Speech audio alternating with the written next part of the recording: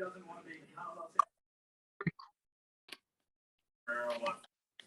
want to say welcome to all of you as you're coming in today. We have a wonderful turnout here. And if you want to just put into the chat where you're coming from, that would be great.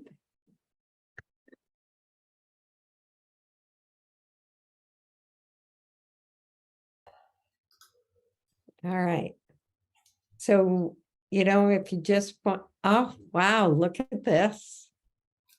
Detroit, Cushing, Maine, Pittsburgh. They're coming so fast and furious. I can't even read it. I think I saw British Columbia go by. Yeah, we have a lot of folks from Canada and all over. Yeah.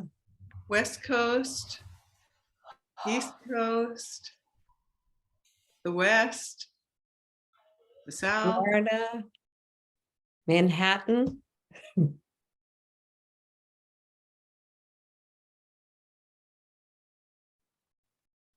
So fun to see. I'm just going to give it a minute or two for people to come in off the waiting list here. I really always enjoy seeing where everybody's from.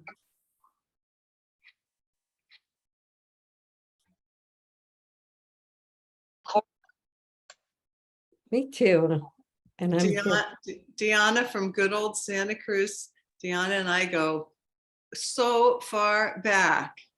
We were just babies writing together practically.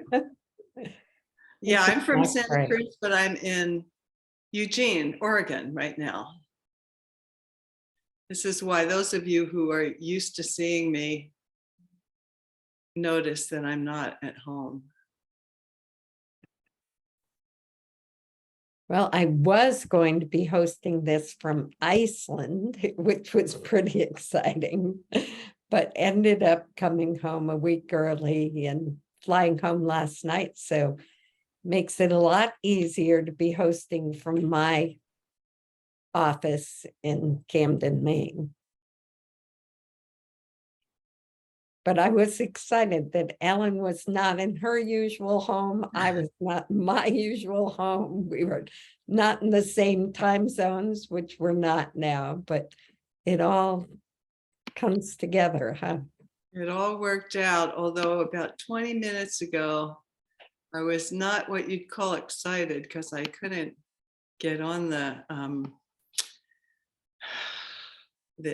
online with the password I had, and I was not happy. And now I'm really happy because I'm here, and those are it's so great that we can all get together, but then there's one technological glitch and it could be screwed up. Your stress levels go. Mine do, yeah. Mine do. Certain things I can handle, but I cannot handle not being online when it's time to be. That is not something I'm just chill about. Well, we really appreciate having you here. Yeah, I'm happy to be here with you all. We have a really busy, full program for you. So I think that I will probably get started, even though people are coming in still from the waiting room and will continue to join us. But maybe I'll just start by acknowledging that today is September 11th, and it's the 21st anniversary of the attacks on the World Trade Center. And maybe just start with a moment of silence in respect for all the people that died and all the people that were impacted by that so long ago.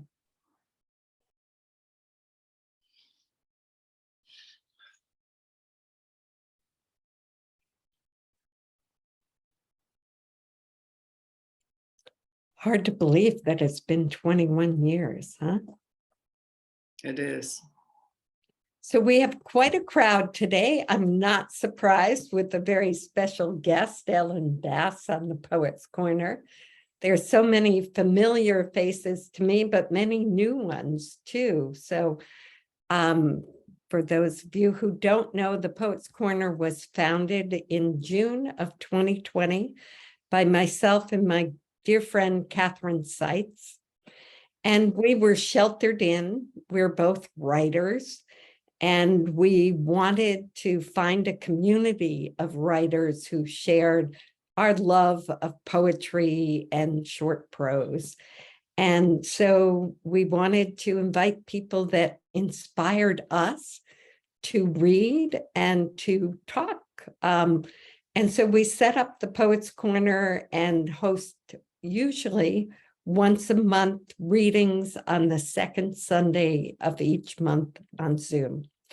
And we've been doing that for 2 years now. We have over 2,000 subscribers on our mailing list, and we have people coming from all over the world. And what a community it's created, and what a joy that's been for me, and being able to host the people that I admire and want to hear from is just a treat. So a few things coming up this fall. In October, we'll have New Voices Rising, which are 6 young poets from the University of Maine, creative writing programs and literary magazine. And it will be hosted by Kathleen Ellis and John Paul Caponegro. So we hope that you'll sign up and come back for New Voices Rising. In November, we have an open call for another ekphrastic collaboration with the Page Gallery in Camden, Maine. And their work, their November exhibition, will be hosted on the web as well as in the gallery. So anyone, anywhere can submit a poem in response to one of the paintings. There will be 10 poets selected by the Poets Corner to read on our November Zoom reading, and then 10 poems selected by the artists themselves to be read in the gallery. So either by the poet if they're local, or by someone else if the poet isn't local. And then in December, we have Mark Burroughs returning with a celebration of Rilke's birthday on December 4th. And Mark Burroughs is an award-winning translator of Rilke, and he will be joined by Stephanie Dowrick from Australia and Padraig Otwama, who many of you know from his poetry podcast. So that was a real treat last year, and I'm so glad they're doing it again this year. So I hope you'll come back. But for today's program, I'm just thrilled to be introducing Ellen Bass, who probably needs no introduction to most of the people here. And whatever I say is going to fall far short of conveying her importance and impact on America's poetry scene today. Ellen is the Chancellor of the Academy of American Poets and the author of numerous collections of poetry, as well as nonfiction. Her most recent collection is called Indigo, was published in 2020, and her poems frequently appear in the New Yorker, the American Poetry Review, and many, many other journals. When one of her poems appeared in the New Yorker recently, I got a call from a friend who claims that she never understands poetry, or doesn't often understand poetry. And she just wanted me to know that she read this poem and she loved it.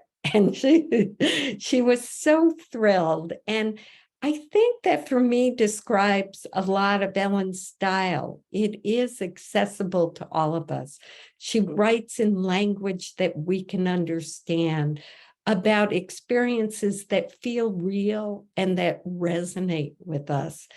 And they're deeply meaningful. and there's an emotional connection. Whether she's talking about her family or she's talking about climate change, I feel that emotional connection. Ellen teaches at the MFA writing program at Pacific University, and she offers an incredible series of what she calls living room craft talks. They are craft talks given from her home. And she's on the 5th series now, and you'll see that on your screen. I have taken every single one. And I have to say that each one is so rich with references, craft information, guest poets, exercises that you can do at home and more. I always feel like I'm drinking from a fire hose, and I can go back again and again to the materials that she's offered. There's just a richness of the materials and her ability to explain and talk about poetry. So in today, she's going to read, and we're going to talk about her poems and poetry. But I hope that you will join me in signing up for the 5th one in this series. Because needless to say, there's a lot to learn and a lot to enjoy about being here today with Ellen Bass. And I hope that you will all join me in welcoming her. Ellen. Well, thank you so much for that very generous and personal invitation and introduction. I really appreciate it. It's great to be here with you all. I had a really bumpy morning. I couldn't get online because I'm at somebody else's house, and a cat bit me, and you know, like, it was one of those one thing after another mornings. And the thing that made me happy is I knew that if I could get online, and that worked out, you know, that I was going to sit down here, and I wasn't going anywhere for an hour and a half, and you weren't going too far. I mean, you might, you know, go and get a drink of water at some point, but you'd probably come back, and that we could just all, you know, relax for a little bit. And I think that's one of the things that poetry does. And it's something that I want to talk about in this next series of craft talks more directly, the way that a poem allows us to step out of the narrative. And, you know, stories, which I love, and novels, which I read a lot of and love, are a lot about the narrative. But a poem allows you to step out of time. And if there is a narrative, it's a very short one. And it allows us to take a breath in that way. And that's kind of how I feel just about this time we're going to spend together, of taking a breath. I don't know if you need one, but I really need to take that breath today. So I'm really glad that we can do it together. So That's happy to be great. here. Thank you all for coming when there's so many other things you could do. It's wonderful to know that over and over again how alive and well poetry is today. Thank you, Ellen. We called this session Black Coffee, a Conversation. And I thought that maybe you would start by reading Sure. the poem Black Coffee. I'd be happy to. This is from my most recent book, Indigo. It's called Black Coffee. I didn't know that when my mother died, her grave would be dug in my body. And when I weaken, she is there, dressing behind the closet door, hooking up her long line cotton bra, then sliding the cuffs around to the front, leaning over and harnessing each heavy breast, setting the straps in the grooves on her shoulders, reins for the journey. She's slicking her lips with fire and ice. She's shoveling the car out of the snow. How many pints of 4 roses did she slide into exactly sized brown bags? How many cases of Pabst Blue Ribbon did she sling onto the counter. All the crumpled bills, steeped in the smells of the lives who'd handled them, their sweat, onions and grease, lumber and bleach. She opened her palm and smoothed each one, then stacked them precisely, restoring order. And at 10, after the change fund was counted, the doors locked, she uncinched the girth, unbuckled the bridle. She cooked cream of wheat for my father, mixed a milkshake with Hershey's syrup for me, and poured herself a single highball, placed on a yellow paper napkin. Years later, when I needed the nightly highball too, she gave me this story. She'd left my father in the hospital. This time they didn't know if he'd live, but she had to get back to the store. Halfway, she stopped at a diner and ordered coffee. She sat in the booth with her coat still on, crying silently, just the tears rolling down. And the waitress never said a word, just kept refilling her cup. Wow. That last image in that poem of the waitress refilling the cup and the black coffee.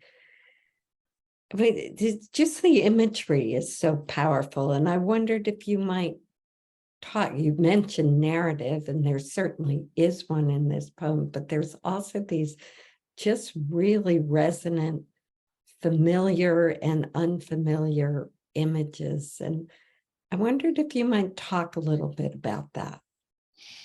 Sure. Yes. Images, the physicality of images, of the details that we include, that we select out of all the possible details are the workhorses of the poem. They're the ones that carry the emotion. People who don't write poetry or don't know a lot about poetry, or maybe are just beginning to write poetry, sometimes think that the way to carry emotion in a poem, the way to convey emotion, is to say how you feel. And it isn't wrong. It's not like that there's never a place to say how you feel. There sometimes is a place, but the majority of the ways in which we convey emotion are not by saying, I feel this or I feel that. If I say to you, my daughter's been very ill and I'm worried about it.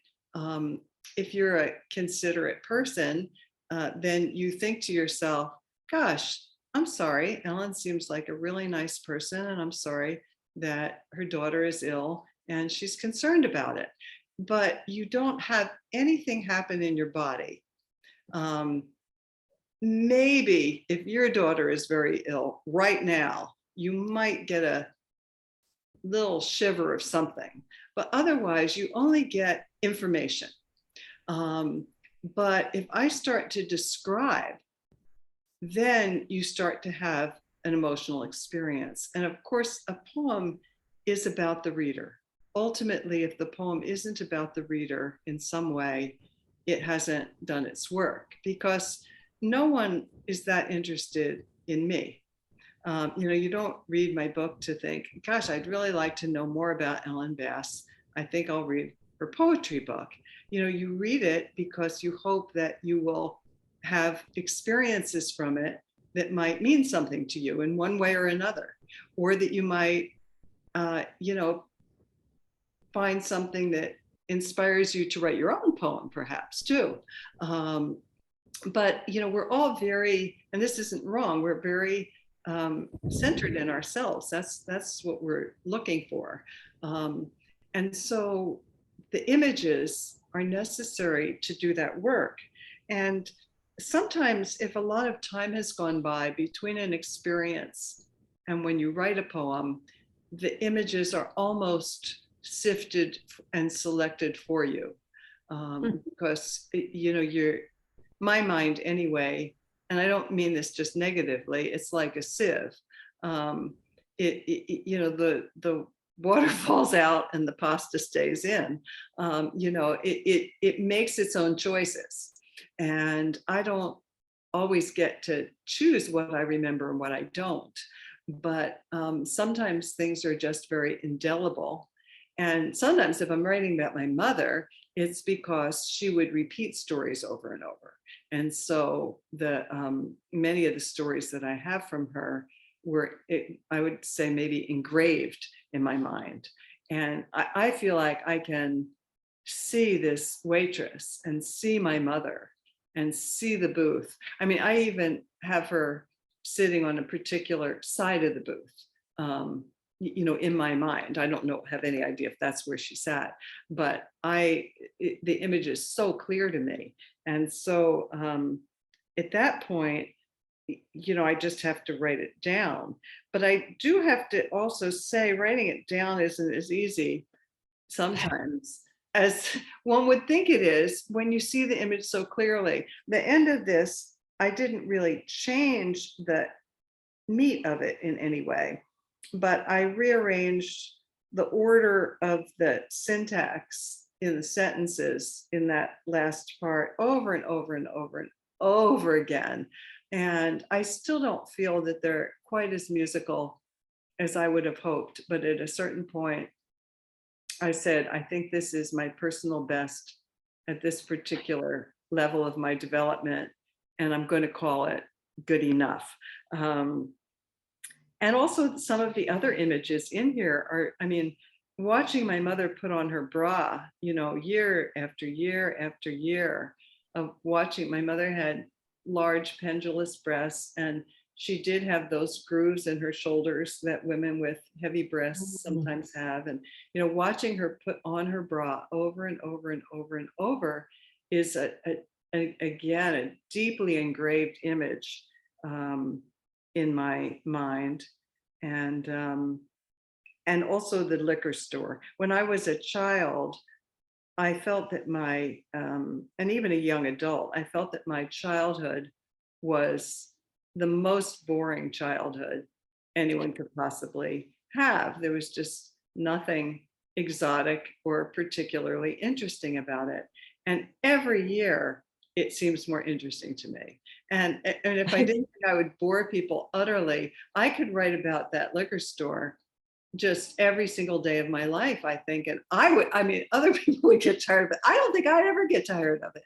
It just becomes so full. The poet Joe Millar says, put stuff in your poems. And there's so much stuff in that liquor store. The bottles and the counter and the brown paper bags and the customers and locking up and the order pads and the smells and the walk-in icebox and the voting for Miss Rheingold. Was anybody old enough to ever go into a liquor store where they had, thank you, Ellen O'Connell. I can't see everybody, but where there'd be like 6 lovely young women, and you would vote on a piece of paper. And I was so young, I thought that they really were going to count all the ballots. And I would just pick the one I wanted. I'd be 6 or 7 years old. I'd pick the one I wanted, and I'd just put in, dozens and dozens and dozens, because it wasn't much for a kid to do in a liquor store. In those days, liquor stores couldn't sell things that they can sell today. They couldn't even sell pretzels or peanuts or anything like that. They could only sell liquor, soda, maraschino cherries, and cocktail olives. Wow. That was it. It was in New Jersey. It's very highly regulated. So, these things, I have never written about that box of voting for Miss Rheingold, but now that I'm talking about it, maybe I'm going to try and write a poem about Miss Rheingold. I think you should. But these are the images, and every one of us has them from our life. And the more that you, for those of you who write, I know some of you are coming because you're poetry lovers, and, blessings on you, because readers are so extremely important. For those of you who are writers, write down some of this stuff. And it doesn't have to be a poem right away. Just, some of your memories from that are really indelible to you, and maybe ones that you have thought were not interesting, that you've thought were pretty mundane. Who would care about that? I mean, it's okay to write down your dramatic ones too, but the really pedestrian ones often have a lot more life in them than you would think. I am just, taken with how much life there is in this final image in this poem of the tears and refilling the cup, and that the image itself becomes metaphoric in a sense. Oh yes. Oh yes. And that woman, becomes the waitress becomes a kind of, I don't know what to call her, but a kind of goddess, maybe, Mhm. a kind of doctor, a kind of therapist, Healer, yeah. healer, that's the word. Yeah, yeah. And just, the depth of her sensitivity and kindness, doing a very mundane job.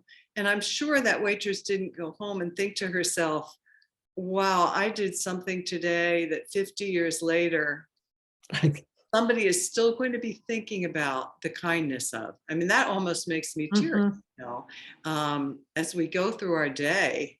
It makes me think, what am I doing that, do I ever do anything that someone I don't know is going to think about 50 years later, because at that moment it was needed so badly? Wow, what a wonderful thought. Yeah, I mean, her sensitivity to not speak to my mother, to not say anything, to not do anything, to just keep refilling that cup. And it does get kind of mythic, doesn't it? We think about the cup Yes. empty and the cup half full, and there's like biblical things about my cup runneth over. And she was just my mother. She was not going to let my mother run out of coffee. There's a question that sort of came up in the chat that I was thinking about also as you were describing the detail of seeing so clearly in your head the detail of this booth and where your mother was sitting on the booth. And I'm thinking, okay, was it one of these leather booths? Was it plastic booth? How do you decide what detail is superfluous and what detail is important enough to get in those 3 lines or that you Yeah. quote with? Well, I guess the first thing I would say is it's hard. So if you find it hard, that's not because you're doing something wrong.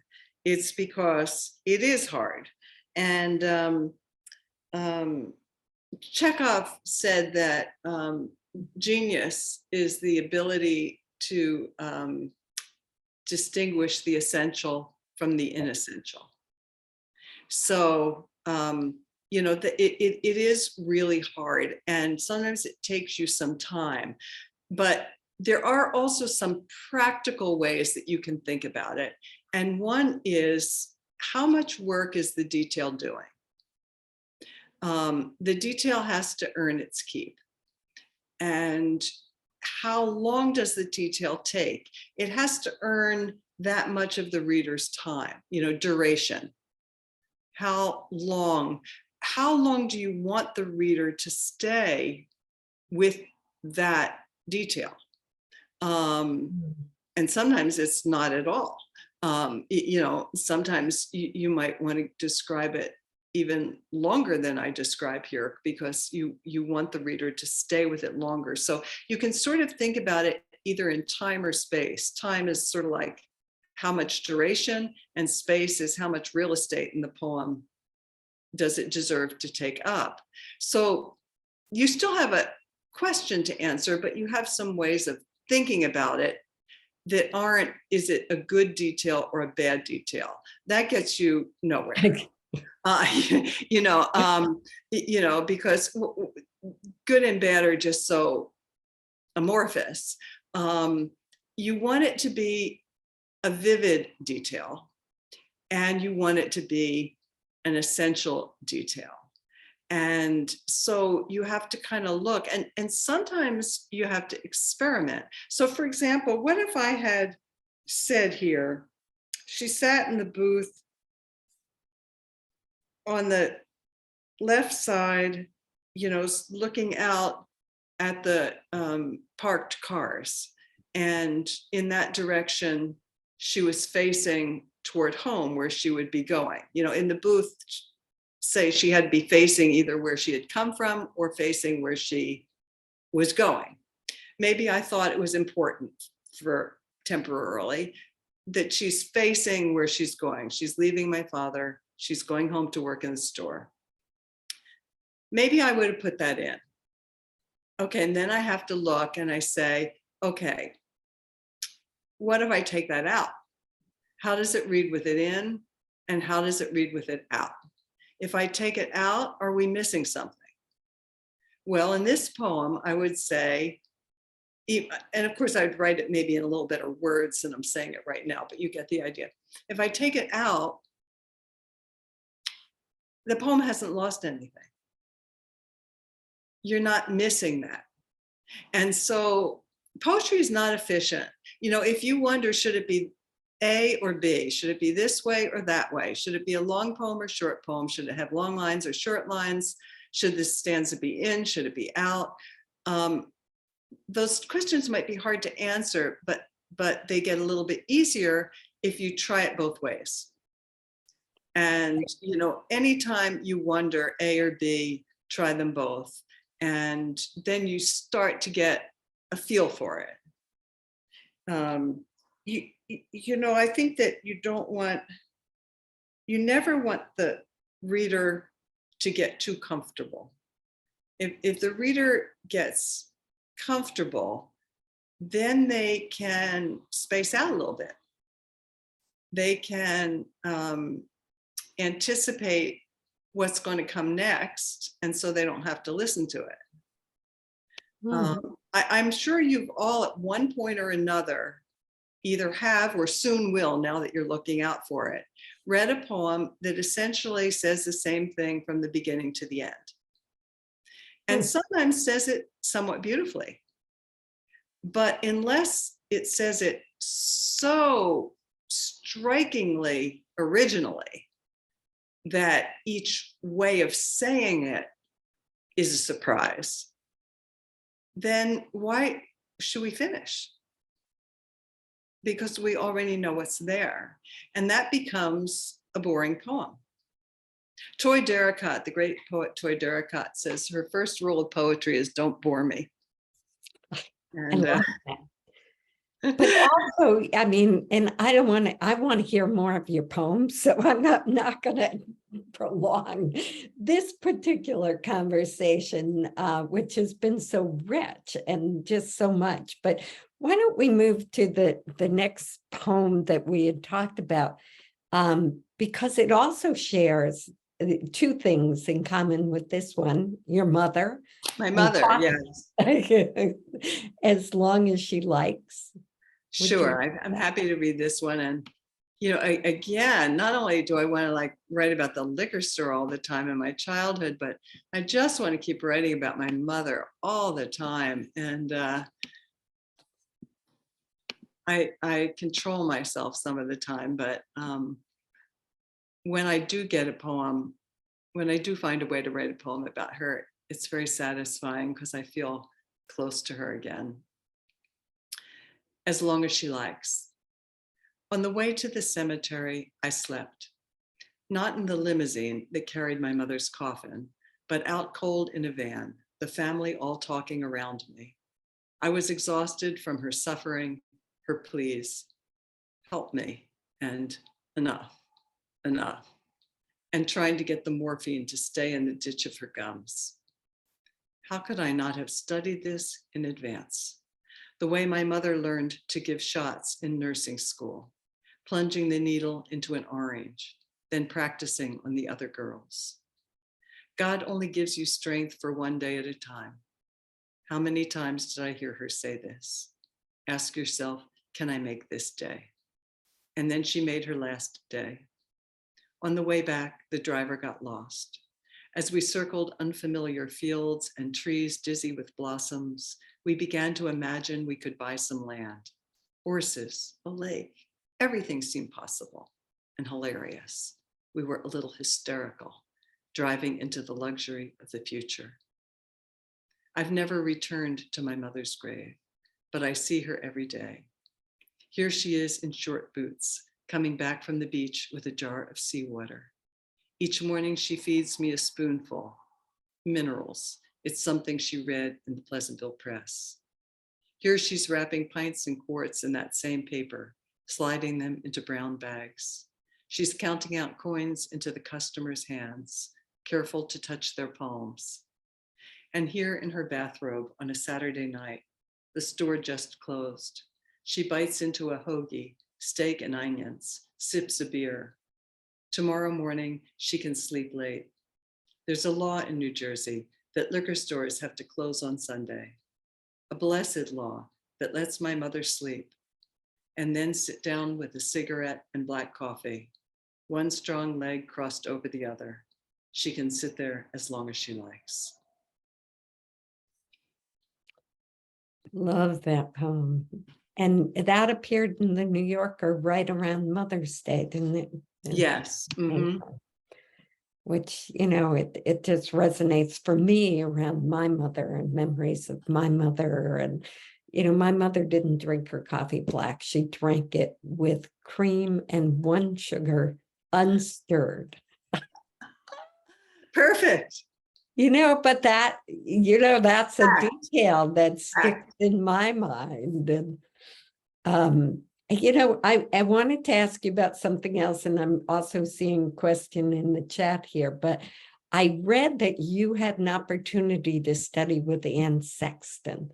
And I just read the book last year, The Equivalents, and I was blown away. I mean, what a wonderful book. And that was the era of my mother and, not involved there. And her struggles with being accepted into this world of poetry, and her poetry sort of being dismissed as confessional poetry.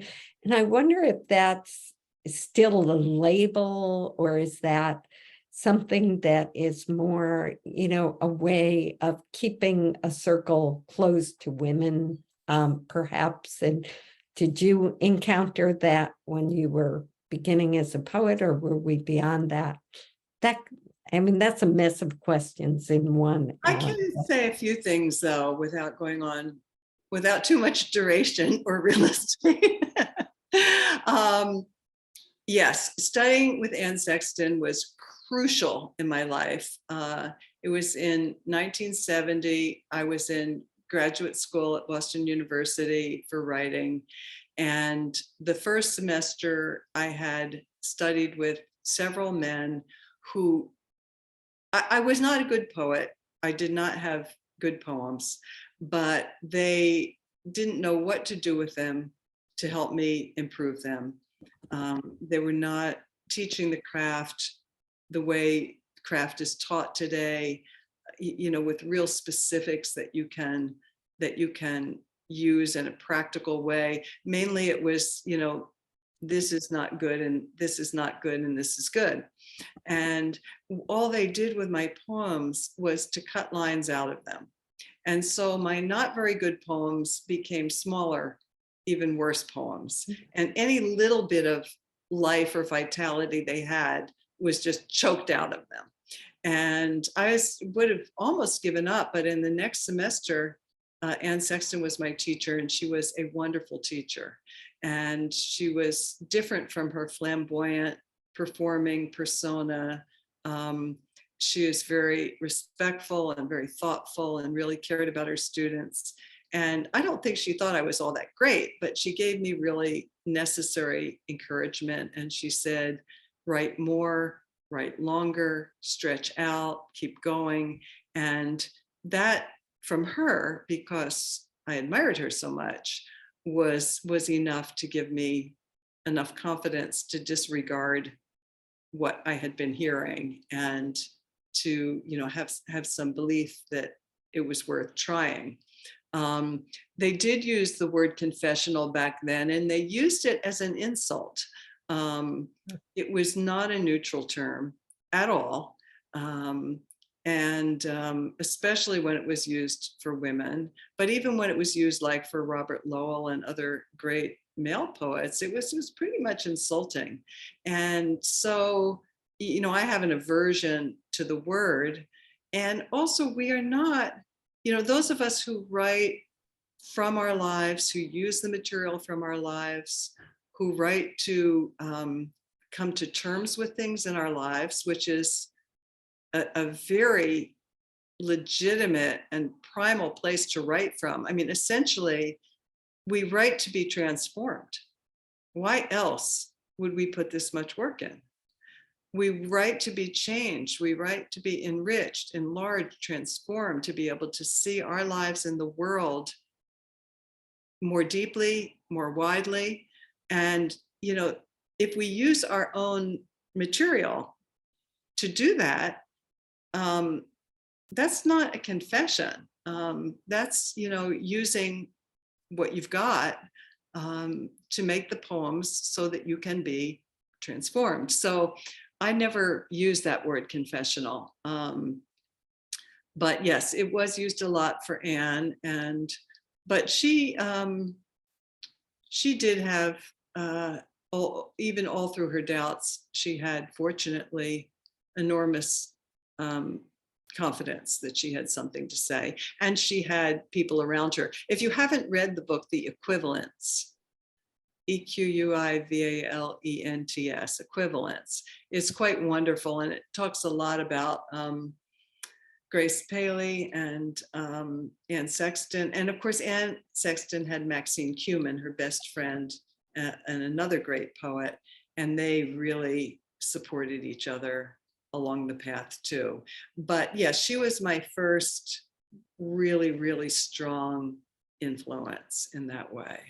What a great story about teaching and writing and what's so important. And we wouldn't have your wonderful poetry today without any. No, I think I would have just given up. Yeah. So, it took me a long time to really learn how to start. It took me decades to learn how to start really working with the craft. I also grew up in an era where there was a belief system that if you just kept writing, you would get better. And so I did that, and I went in circles. And what I didn't get better. I just circled, and I call it wandering in the wilderness. And I think it's marvelous that there's so many opportunities for people to learn the craft now, and books that are really good, teachings like the series that I do, MFA programs for people who want to do that. There's so many ways to really learn the craft now that there weren't back then. And the idea that there is a craft and that it is learnable is something that really excites me as a teacher. And because it was so hard for me to learn and took me so long, I think that's part of what made me a really good teacher. Well, and that's clear, I think, in your passion for those living room craft talks. And let's come back to those in just a few minutes, perhaps. But you share so much about that craft. I want to switch gears for a minute and ask you to read one or two poems that might fall in the category of eco poetry, which you're also known as an eco poet, perhaps, or if that's another label that you don't like. I think that's a good label. Oh, good. I like good. that label. Yeah. I like that label too. I think it makes sense. The big picture from the anthology, All We Can Save, Mhm. or Fracture, which was just published in Poem a Day. If you wouldn't mind reading either or both of those, because they're Sure, both I'm glad lovely to. I'll poems. read them both because one Right. is long and one is short. The big picture. I try to look at the big picture. The sun, ardent tongue, licking us like a mother besotted with her new cub, will wear itself out. Everything is transitory. Think of the meteor that annihilated the dinosaurs. And before that, the volcanoes of the Permian period. All those burnt ferns and reptiles, sharks and bony fish. That was extinction on a scale that makes our losses look like a bad day at the slots. And perhaps we're slated to ascend to some kind of intelligence that doesn't need bodies or clean water or even air. But I can't shake my longing for the last 600 Iberian lynx with their tufted ears, Brazilian guitar fish, the 4% of them still cruising the seafloor, eyes staring straight up, and all the newborn marsupials, red kangaroos, joeys the size of honeybees, steelhead trout, river dolphins, so many species of frogs breathing through their damp, permeable membranes. Today on the bus, a woman in a sweater, the exact shade of cardinals, and her cardinal colored bra strap exposed on her pale shoulder makes me ache for those bright flashes in the snow. And polar bears, the cream and amber of their fur, the long hollow hairs through which sun slips, swallowed into their dark skin. When I get home, my son has a headache, and though he's almost grown, asks me to sing him a song. We lie together on the lumpy couch, and I warble out the old show tunes. Night and day, they can't take that away from me. A cheap silver chain shimmers across his throat, rising and falling with his pulse. There never was anything else, only these excruciatingly insignificant creatures we love.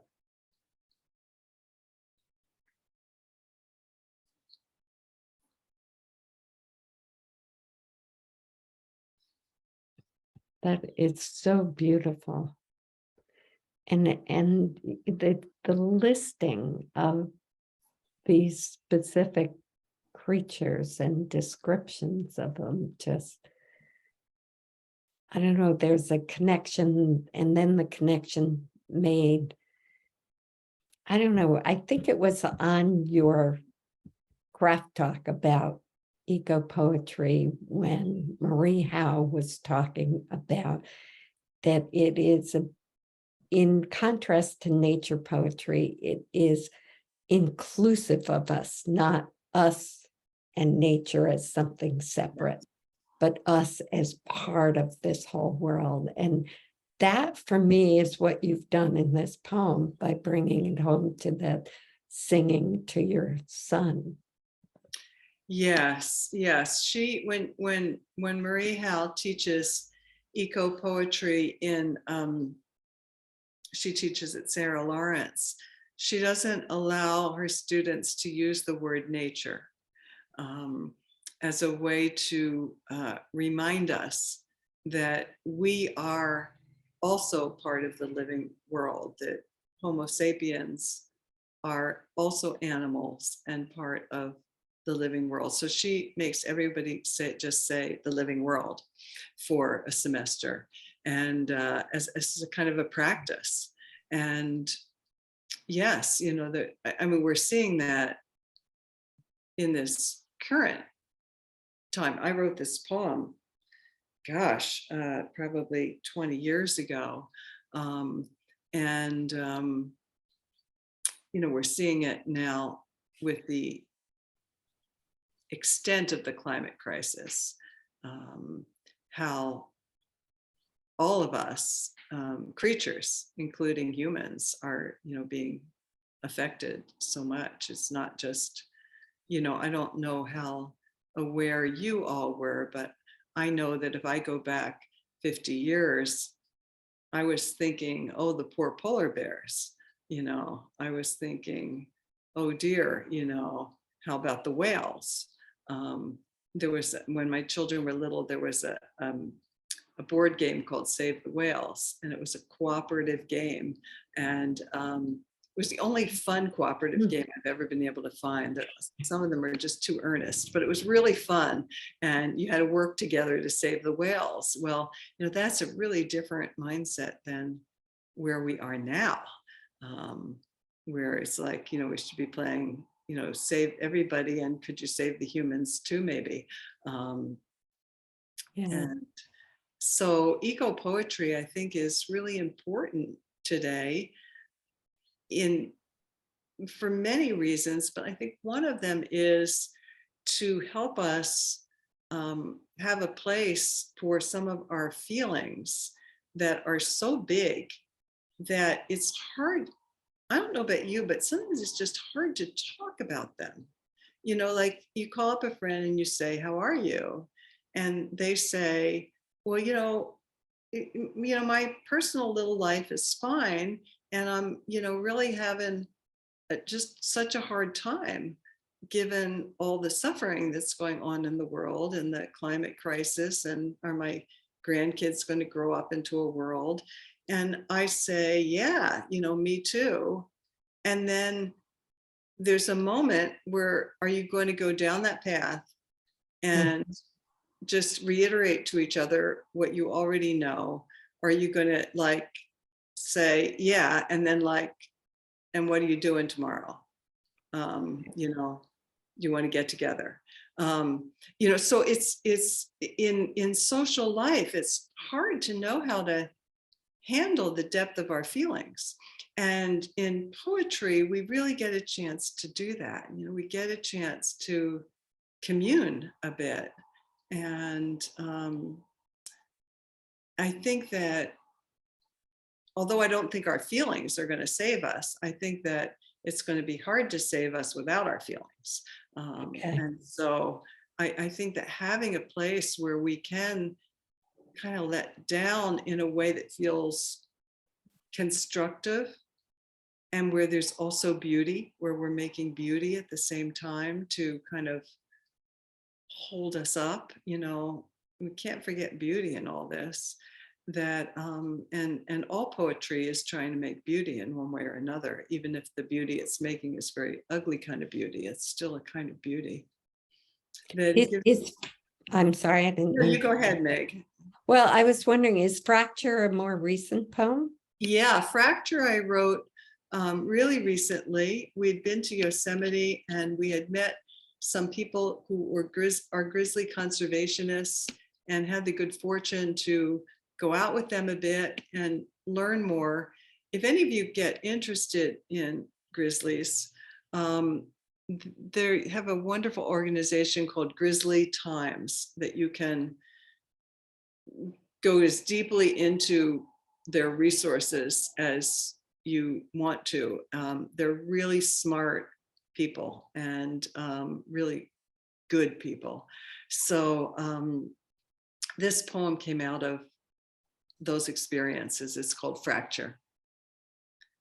When the grizzly cubs were caught, collared, and taken away, relocated, they call it, their mother ran back and forth on the road screaming. Brutal sound, torn from her lungs.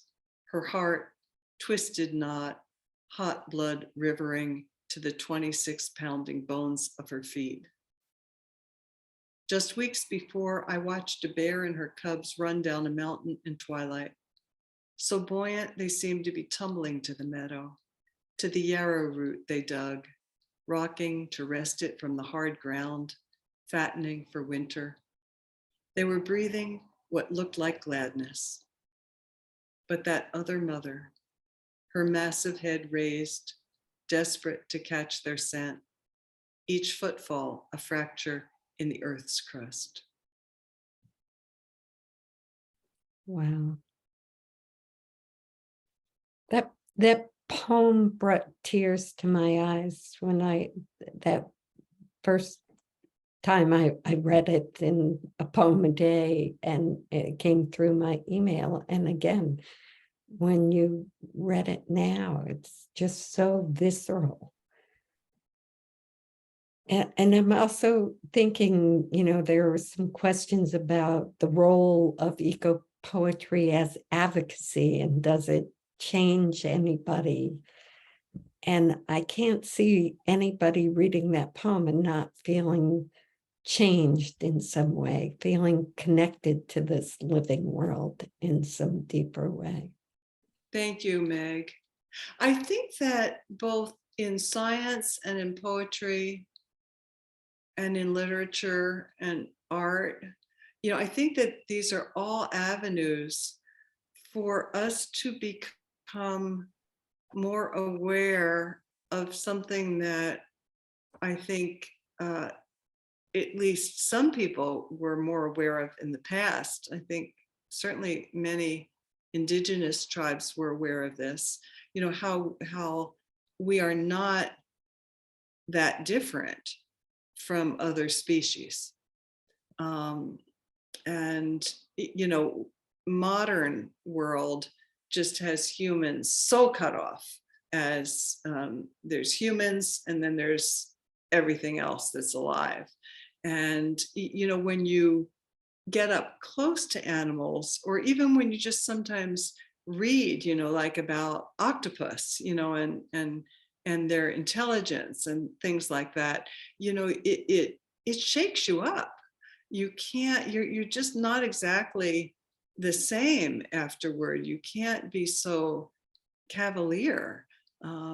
So I think poetry isn't the only avenue, but it is definitely an avenue for, raising our consciousness and awareness of how we all have intelligence. And it's just so crazy that we would think other animals didn't have much intelligence, when, like, migrating birds. I mean, give me a break. Butterflies that can migrate over generations. I mean, all these amazing things, that we get, and we think we're so smart. I mean, it's just crazy. But that it's a culture that was built up, and many things kept it built up. I mean, religion is one thing that kept it built up in certain kinds of ways, and economics, and all sorts of things. But getting back to this experience of just being able to see these bears, is like being on a drug. Really being able to watch them and see their life without being molested. These bears that were running freely, where they could just go about their life. They were on these happy bears were on a ranch, and the ranchers had set up the ranch so that it was compatible with the wildlife in the area, and they had ways to move their livestock and keep their livestock safe, and have bears and many other animals. It's like dual use of the land. Wow. So it was, really quite wonderful in that way.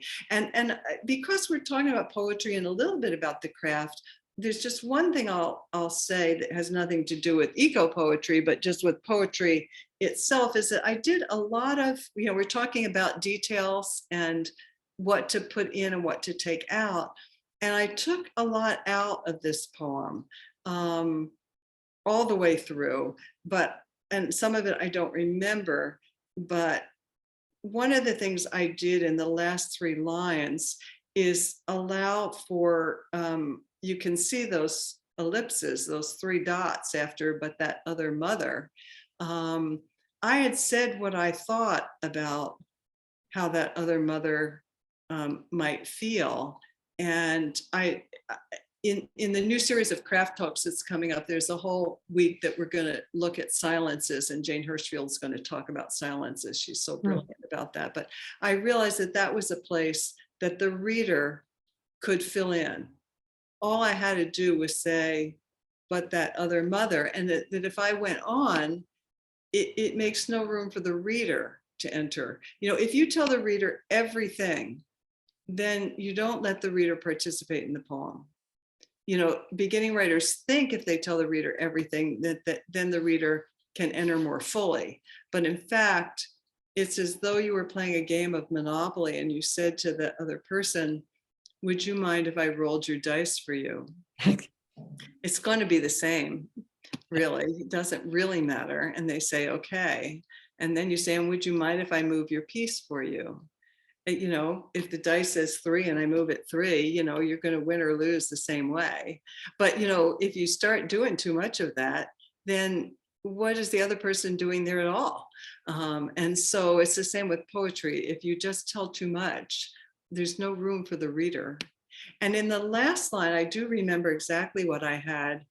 I had each footfall of her dreadful weight, a fracture in the earth's crust. So this is like a good question, a good answer, a good example of that question, what is essential and what is not essential? Well, you don't need me to tell you it's dreadful. If you don't know it's dreadful by the last line, Yeah.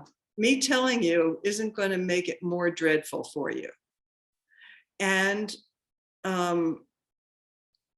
weight is nothing, you know. I mean, you know, a grizzly is heavy. you know that. So I didn't need a for dreadful weight.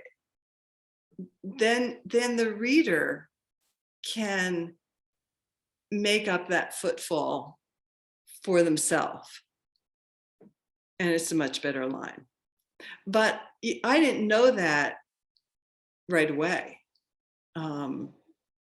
I sent this poem into Poem a Day when I was asked for it, and I try not to do this too often, but it was a new poem, and I changed about 4 things after it was accepted, because I kept seeing, oh, it doesn't need this. Oh, it doesn't need that. And so that's just a little peek into, you know, noticing.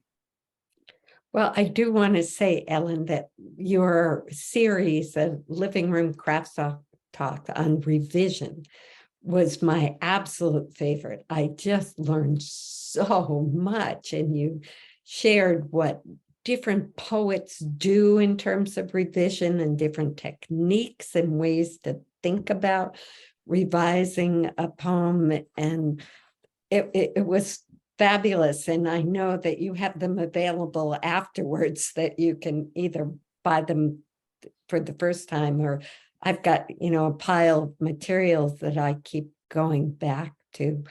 But maybe this is a good time for you to talk about the upcoming series. Sure, thanks. I'll say a word about the revision series first. The revision series was the most challenging for me, because I had never taught revision without actually working individually with people's poems in small groups.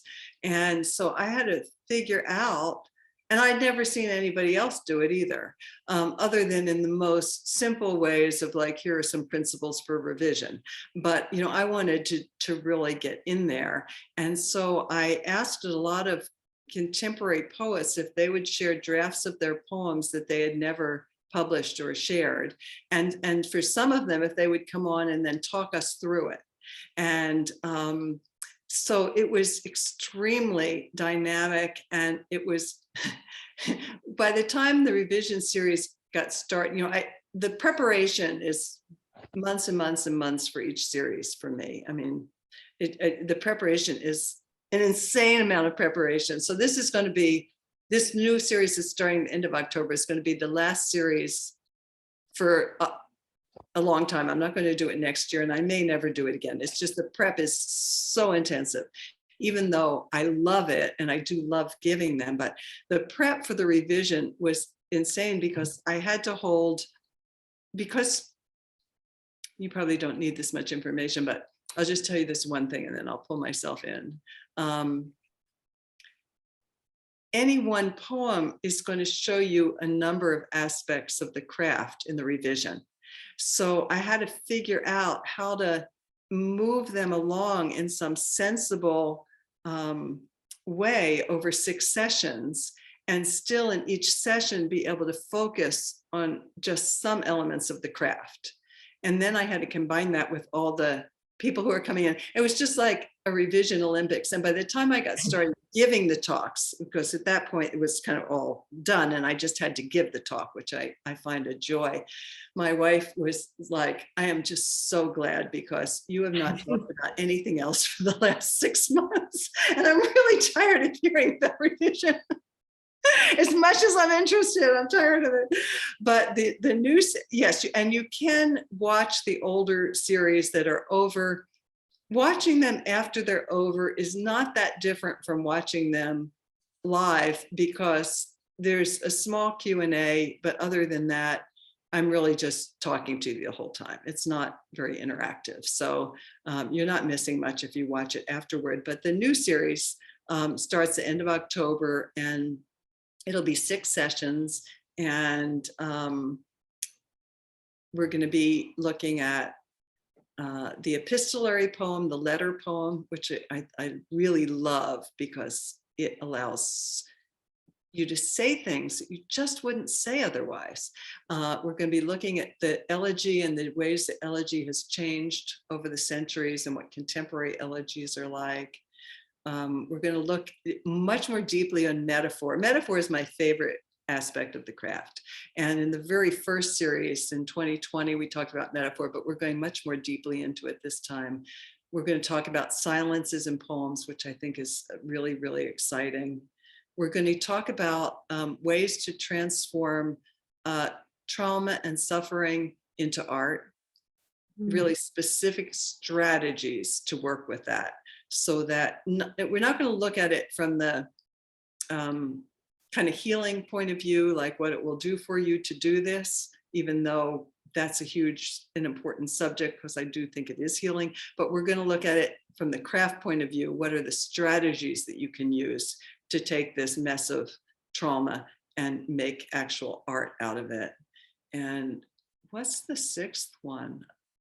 I can't think of it for a second. It will come to me, and I'm so excited about the guest poets. And if it's Friday mornings, and if you are free Friday mornings, you can watch it. But a lot of people watch it, you know, another time of the week that works better for them. So if Friday mornings aren't good for you, also the thing I want to say is that oh, the sonnet. We're going to look at the sonnet, because the sonnet is not your grandmother's sonnet anymore. The sonnet has been transformed. Some of you know this, but for those of you who don't, has been transformed so much. There are sonnets now that don't rhyme. There are sonnets that don't have 14 lines. There are sonnets that we found one sonnet. I say we because I had somebody helping me with the research on the sonnet. A sonnet that has only 1 word in each line. Anyway, the sonnet is an amazing form, and it's not this stiff form that I once thought about it as being years back, but it's really, really flexible and works mainly. The thing that remains in the sonnet, the thing you can't take away and still have it have sonnetness, is that wonderful turn where you start out doing one thing, and then at one point the poem truly makes a turn. So we'll be revisiting the turn when we talk about it too. And the other thing I should mention is they are very reasonably priced, but if the price is a hardship for you, you can ask for a scholarship. So don't let that keep you back. We really want to make these talks accessible and available to anyone who sincerely wants to come. It's great. And somebody posted the link to your website online, but it's ellenbass.com. It's easy to find. It's easy to find. You cannot forget it. Great. I want to give a chance. There are so many wonderful questions that have come up that I've been seeing in the chat, and I haven't, relayed them all to you. And there were also so many more poems I wanted to ask you to read. So I think that we'll save room before 5:30 to end with a poem. How about that? And That sounds why don't we good. go now to some of the questions that have come That up. sounds great. Great.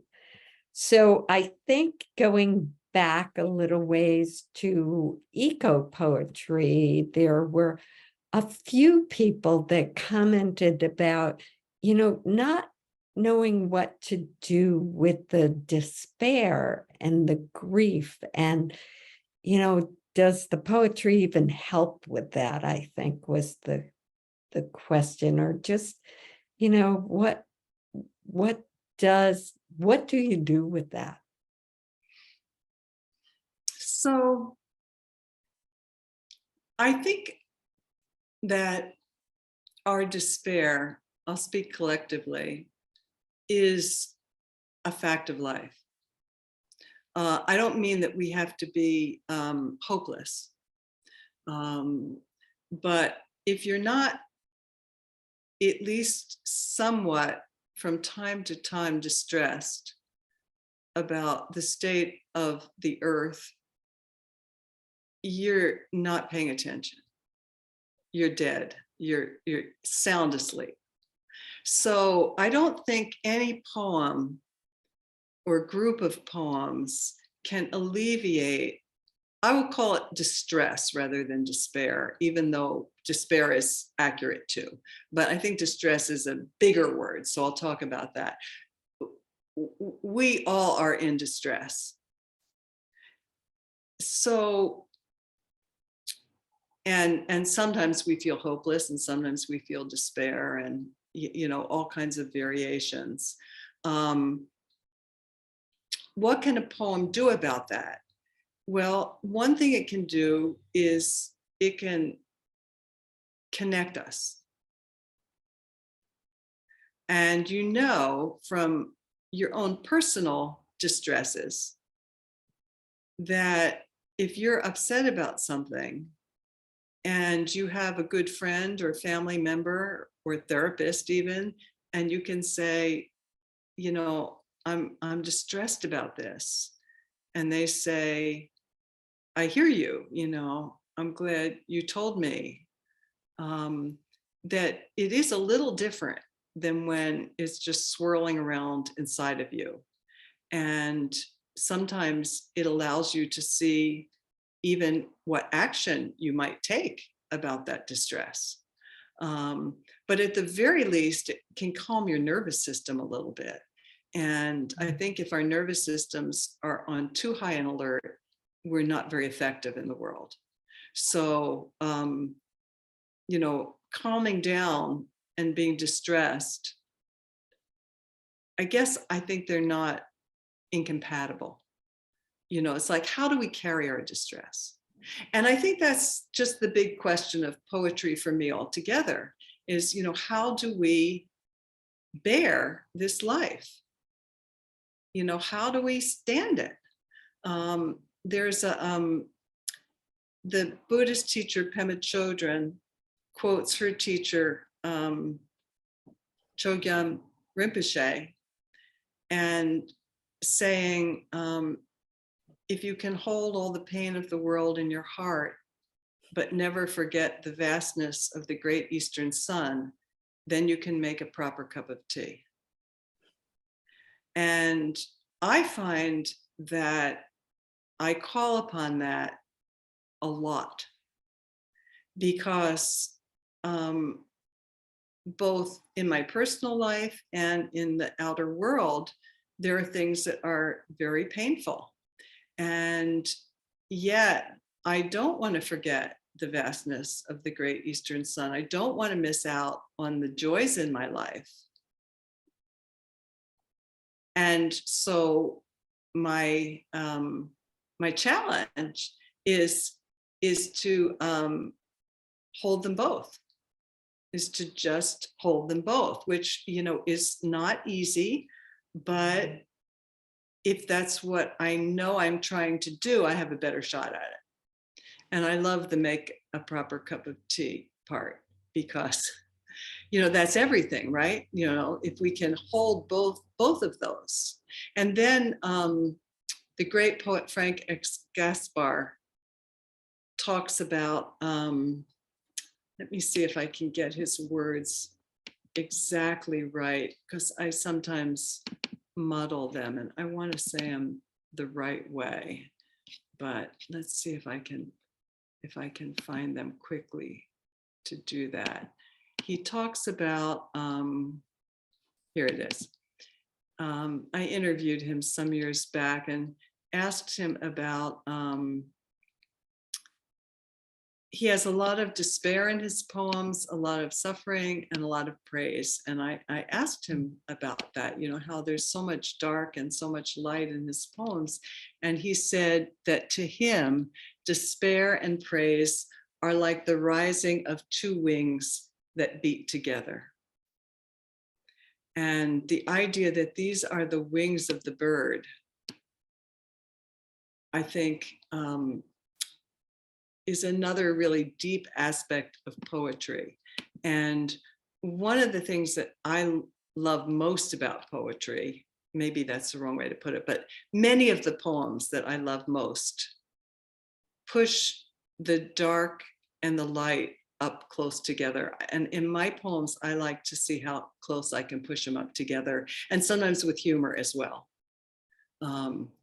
to really, because this is a life. And, you know, even with the world in as much crisis as it is, I want to have my life. I want to have a life. I don't want to have a stupid life, but I want to have a life. So I think that, what was the question? Oh, yeah, that's a good question. What was the question? What do we do with the despair? What do we Yeah. do with So, the okay, let me come back to that too. sadness about? So you can write a poem that starts out saying how much despair you're in. And then your challenge is to say it in a way that is going to be vivid enough for it to connect with the despair in the reader, because we need to be spoken to too.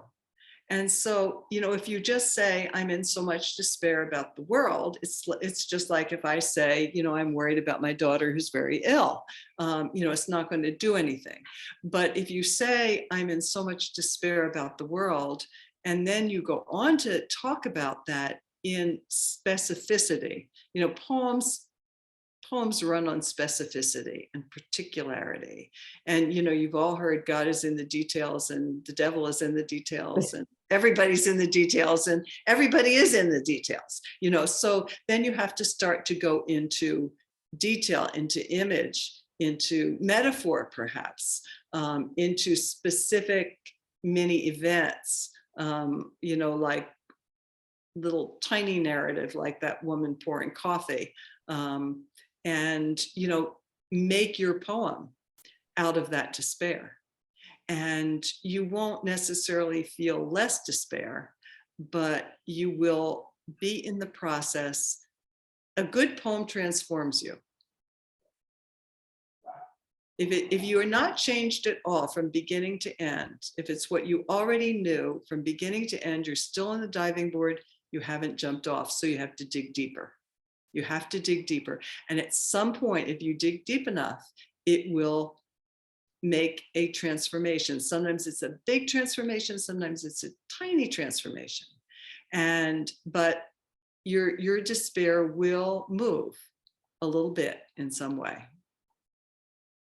I read a poem this morning and I can't recall who it was or where it was from, and I was just kind of looking for it, but it was talking about how do we love this mutilated world. Mhm.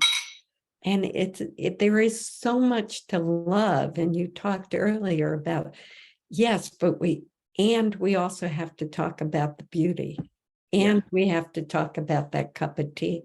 yeah, You know, there's holding it all, as you were saying. yeah, yeah, yeah. Adam Zagajewski is the author of that poem, How to Mm, Love the Mutilated World. yeah, It's a beautiful, thank you for beautiful knowing that. poem. Yeah, It is a beautiful one of my poem. favorite poems. Yes.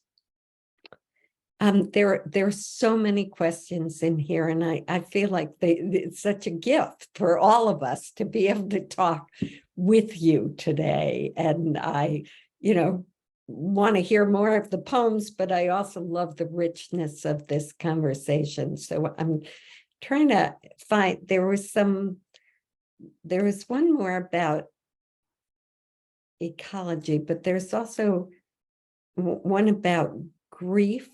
And maybe I'll go to that one. Good. And I can't really read the chat very well while we're talking, but I do keep glancing over, and there's so many good things in it. So, maybe I know. people can, have a moment to read it too when, yeah. What I really love is that, a lot of the questions get raised and answered in the chat. So please Yes, save your yes. chat. Somebody was asking about what role poetry has in your grief work. And does it reawaken your grief to tell your story? Well, for me,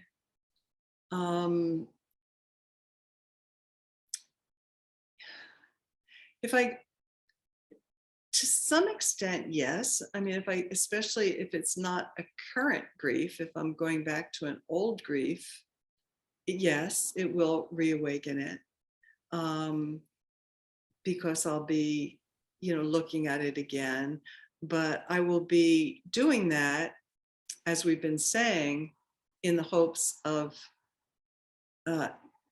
coming to more acceptance, more uh, uh, uh, the griefs that are not explored enough are, just kind of they weigh us down, and they bite us at times that we haven't invited them. I think it's better to invite them when you're at times you feel like you can deal with them. I mean, I'm 75 now, and a lot of my peers are, I mean, I have younger friends too, but a lot of my peers are in my general age group. And it's interesting to me how many of them are anxious for the first time in their lives. And I think that part of it is that eventually some of these things catch up with you. And then you have an opportunity, but maybe if they had been able to process them sooner, maybe they wouldn't, be dealing with that anxiety now. So, I mean, it is, our griefs and our suffering are there. And for me, poetry is the way that I try to hold the things that are my suffering. And, it's a weird thing to say it helps, because it doesn't help maybe in the most conventional sense. Like, I don't then feel better. If I write about my daughter's illness, I don't then feel better about her illness. It's just not like, okay, well, that was good, I took care of that. But I think it helps me hold it as part of a life. And, after a certain age, you don't have any more illusions that your life is just going to be all one wonderful way. You know that you're going to have who is it that wrote The Whole Catastrophe? There's some meditation teacher where it's the whole catastrophe. Everything that happens in a life you're going to have, and or your own version of it. And so, can I accept my life with all of that? Can I accept my life with all the ways that I have made terrible mistakes and hurt myself and others? Can I accept my life with all the things that have, oh, thank you, John Kabat-Zinn, The Full Catastrophe. Yes. Can I accept my life as it is, with its immense joys and, very profound regrets and sufferings? And, I want to be able to say yes to that question. Yes. Okay. Not like, and it's totally different than forgiving myself or forgiving somebody else or saying anything is okay. One of my pet peeves is people telling you that something is okay that's not okay. If you really want to irritate me, that's what you could do. When I say something's not okay, if I want a friend to say, yeah, and they don't have to say much more than that. Just, not try and tie a bow around it for me. Right. Or fix it. Or fix it. Yeah. Or fix it. Yeah. And so, poetry for me is about that transformation and helping me come to terms with this experience of being alive, both personally, in the world, in the mess the world is in the beauty in the world, because we have the extremes, right? I mean, the amount of suffering right now, I know there's always been suffering, but the amount of suffering right now is just wild, right? It's just wild. You can hardly even take it in. And yet, the amount of beauty is crazy, just crazy. The amount of beauty in the living world, in the natural world, we'll say, because Marie isn't listening, I can say in the natural world, and in the kindnesses that people extend to each other, and in the love. And I have a 1.5-year-old grandbaby, and I'm just like besotted. It's like, it's crazy, it's insane. That there's this little creature that I could stare at 24/7. So my wife says to me, stop staring at her. Stop staring at her. And I go, you're right. I stop staring. Then I look and I go, you're staring at her. So there's so much beauty, there's so much suffering, and poetry can hold it all. I think that's the real beauty of poetry, is that it can hold it all. I know I'm talking right up to time. Well, yes, and I want to give you a last poem. I have to go to another event at 2:30. So I'm going to read you a short poem, and it talks to all of these things. And then I'm going to just say goodbye real quick. Great. I've loved being with you. Thank you so much. Thank you, Ellen. Any common desolation can be enough to make you look up at the yellowed leaves of the apple tree, the few that survived the rains and frost, shot with late afternoon sun. They glow a deep orange gold against a blue so sheer a single bird would rip it like silk. You may have to break your heart, but it isn't nothing to know even one moment alive. The sound of an oar in an oarlock, or a ruminant animal tearing grass. The smell of grated ginger, the ruby neon of the liquor store sign, warm socks. You remember your mother, her precision a ceremony. As she gathered the white cotton, slipped it over your toes, drew up the heel, turned the cup.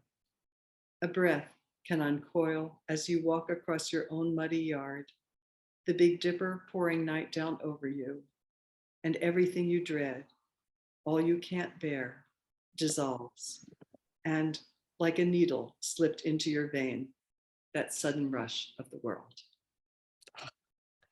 What a perfect poem to end on, Ellen. I know you have to go, but I just thank you so much. And there's so many thanks coming in the chat as well. Thank you all. It's been really wonderful. sweet to be with you today. Perfect for me.